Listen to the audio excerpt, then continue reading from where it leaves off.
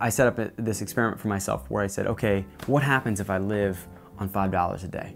Other than, you know, bills I'm gonna have to pay no matter what, which is rent and cell phone bill, right? It's not gonna go away during this season.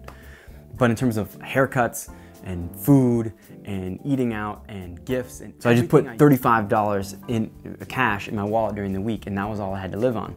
And I found out a lot of things about myself.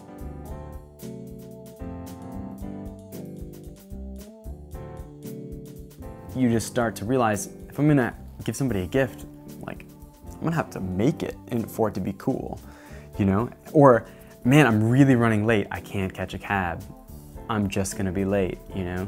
And it's gonna, or I'm gonna have to say no to an event that a bunch of my friends are gonna go do, and it's gonna be awesome. But I have to say that I'm busy, but I'm not really busy, I just don't have any money. And you start to realize these like other levels of being that you didn't understand before, which was fun to like be like, oh, I noticed all these things for the first 7 days. But after about day 22, yeah, it's not fun anymore. You're pissed and it sucks. Tell me about day 22. Well, day 22 is when I went to the dollar store and bought cookies full of preservatives because that was all I could afford for 99 cents, you know? Or when you look stupid at work because you really need a haircut, but you can't afford one until you're done with the experiment. Or in my case, actually, I did get one, but I had to save up for it. So you're kind of like, you're in this situation where you're like, I ended up not being able to make it to a friend's birthday party because it was across town, and I didn't have time to get there on public transit because that's all I could afford, you know? And so I ended up, you know, making my apologies over the phone. And it really sucked, but it's that commitment to something that you want to know that seems more important.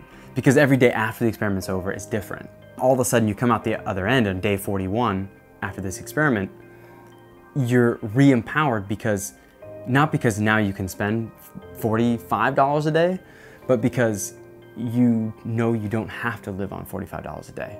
So you practice, say, living on 10 or 12 some days, or 7 on other days. Instead, you kind of say, okay, well, I don't want to eat frozen burritos, but you know, I do know how to make a killer soup tonight, and I don't have to waste. And all of a sudden, you're kind of, you say, well, I know the luxury of taking a cab, but I think if I time it right, I'm getting pretty good at this public transit thing. You know, so you kind of, you can live your life a little bit more smartly.